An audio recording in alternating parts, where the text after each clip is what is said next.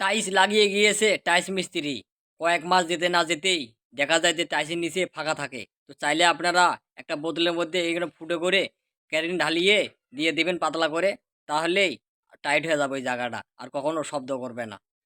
সিঁড়ির মধ্যে দাব মারার সময় অবশ্যই একটা জিনিস খেয়াল রাখতে হবে, যে 6 ইঞ্চি রাইজার ঢালাই যেন হয়। এখানে দেখেন যেভাবে মাপটা দিয়ে 6 ইঞ্চি রাইজার রাখতেছে, এভাবেই সবাই কাজটা করবেন। শাটারিংয়ের কাজ যারা করে তারা হয়তো এই যন্ত্রটা চিনবে। এই যন্ত্রটা দিয়ে প্যারাক তোলানোর সময় নিচের মধ্যে হাতুর বা যে কোনো উঁচু একটা কাঠ ধরিয়ে প্যারাক তোলা লাগে। চাইলে আপনারা এই সিস্টেমটা ব্যবহার করতে পারেন, তাহলে খুব সহজেই প্যারাকগুলো তুলতে পারবেন। শাটারিংয়ের কাজ যারা করে তারা হয়তো এই যন্ত্রটা চিনবে। এই যন্ত্রটা দিয়ে প্যারাক তোলানোর সময় নিচের মধ্যে হাতুর বা যে কোনো উঁচু একটা কাঠ ধরিয়ে প্যারাক তোলা লাগে। চাইলে আপনারা এই সিস্টেমটা ব্যবহার করতে পারেন, তাহলে খুব সহজেই প্যারাকগুলো তুলতে পারবেন। আমরা অনেকেই গেটের সামনে যে দুটো শর্ট কলম দেই, সেই কলমের মাথার মধ্যে ডিজাইনগুলো লাগাই। সেই ডিজাইনগুলো কিভাবে তৈরি করা হয় এই ভিডিওতে আজকে দেখালাম ভাই। সবাই শেয়ার করে দেবেন যাতে অনেকেই এই ডিজাইনটা দেখতে পারে। আগের যুগের মানুষগুলো আগে এইভাবে সময়টাকে নির্ধারণ করতো, দেখেন কত সুন্দর করে সময়টা নির্ধারণ করে নামাজ পড়তো। আর এখন তো সবার হাতে হাতে মোবাইল ঘড়ি হয়ে গেছে সময় দেখার জন্য। অনেকেই এজ বানাতে পারেন না ডিজাইন করার জন্য, চাইলে আপনারা এই ভিডিও দেখতে পারেন। দেখেন কত সুন্দরভাবে একটা দোকান বানিয়ে এজটা তৈরি করতেছে এই ভাইটা। ভিডিও ভালো সবাই শেয়ার করে দেবেন যাতে অনেকেই দেখতে পারে এই ভিডিওটা। 60 বছর বয়সে এই কাকা দেখেন কত সুন্দর করে ছাদে ক্যারাংগুলো টানতেছে। আর এখনকার যে 20 বছরের মিস্ত্রিগুলো আছে তারাও পারবে না এইভাবে ছাদে ক্যারাং টানতে। আপনারা হয়তো অনেকে মনে করছেন যে এই মহিষগুলো পানির নিচে কি করে। ভাই এই কয়েকদিনের বৃষ্টিতে মাঠ ভরে গেছে পানিতে, এখন ঘাস খাওয়ার কোনো বুদ্ধি নাই, তাই মাথা নিচু করে পানির নিচে ঘাস খাইতেছে মহিষগুলা।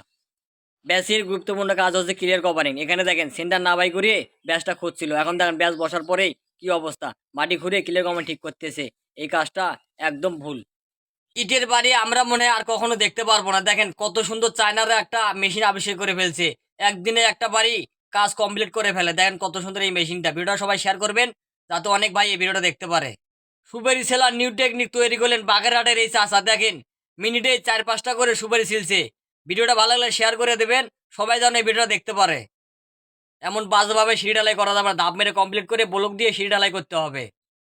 সাধারণ কন্ট্রাক্টর দিয়ে বাড়ি কাজ করলে কেন খরচ বেশি হয় এই ভিডিওটা দেখলেই বুঝতে পারবেন। দেখেন কি অবস্থা কাজের। আধুনিকভাবে ডিজাইন করতে চাইলে আপনি আপনার বাড়ির আগিনা এই ডিজাইনটা করতে পারেন। চাইলে আপনারাও আপনাদের ঘরের পিলারের মধ্যে এত সুন্দর ডিজাইনটা করে নিতে পারেন।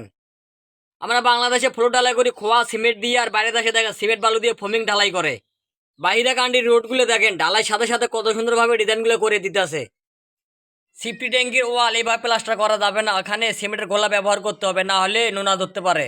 একটা মিস্ত্রি কতটা অভিজ্ঞতা হলে এত সুন্দরভাবে একটাই দুই ভাগ করতে পারে। 5 ইঞ্চি গাঁথনির মধ্যে জয়েন্ট মারার এটাই হচ্ছে সঠিক নিয়ম। আপনারা যারা বাড়ি কাজ করাবেন অবশ্যই এই জিনিসটা খেয়াল করবেন।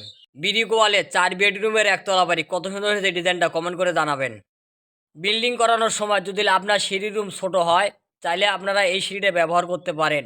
কম জায়গাতেই এই সিঁড়িতে কাজটা করে নিতে পারবেন। দেখেন কত সুন্দরভাবে ভিন্ন সিস্টেমে এই সিঁড়ি কাজটা করা হয়েছে। ভিডিওটা ভালো লাগলে শেয়ার করে সবাইকে দেখার সুযোগ করে দেবেন। 5 ইঞ্চি গাঁথনি করার নিউ টেকনিক। দেখেন কত সুন্দরভাবে বাড়ির সামনে 5 ইঞ্চি গাঁথনিটা দিতেছে। চাইলে আপনারাও এই সিস্টেমে গাঁথনিটা দিতে পারেন, ভিন্ন সিস্টেম।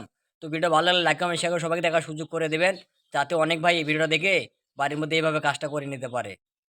পুটিং কলম ঢালাই শেষ হলে আপনাদের ব্যাসের মধ্যে বিটি বালু ব্যবহার করতে হবে।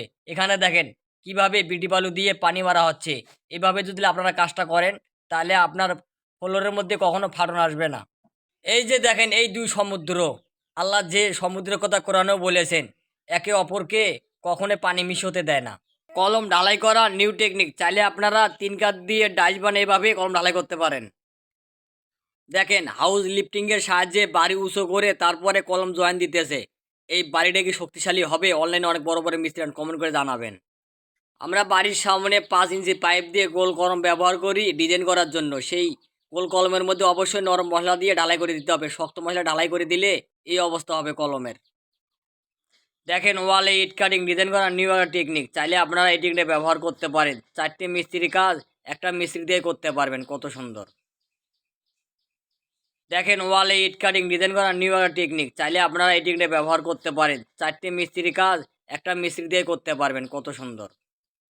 বাংলাদেশেও চলে এসেছে ঢালাই পরিষ্কার করা মেশিন। দেখেন আপনারা যদি ভুল করে ঢালাই ফেলান ছাদের মধ্যে, এই মেশিনটা দিয়ে পরিষ্কার করতে পারবেন। দেখেন কত সুন্দরভাবে পরিষ্কারটা করে ফেললো ছাদের মালগুলা। 1 ইঞ্চি ঢালাই শর্ট পড়ার কারণে দেখেন এখানে কোটাল কোটাল ইট ঢুকাই দিতেছে। এইভাবে ইট ঢুকাই দিলে এই ঢালাইটা ড্যাম হয়ে যাবে। এই ভুল কখনোই করা যাবে না। এটাই হচ্ছে একটা দক্ষ মিস্ত্রির কাজ। দেখেন কত সুন্দরভাবে সিসি ঢালতেছে। সিসি ঢালার উপরেই ওয়াটার নেবেল করে নিয়ে একবারে নেবেলটা করে দিতেছে, যাতে পরবর্তী সমস্যা না হয়। দেখেন ভাই এই ইলেকট্রিশিয়ানের বুদ্ধিটা কত সুন্দর। পেপারের বদল কলা গাছ দিতেছে, যাতে ঢালাই করার সময় পেপারটা জয়েন্ট ডেকে না যায়।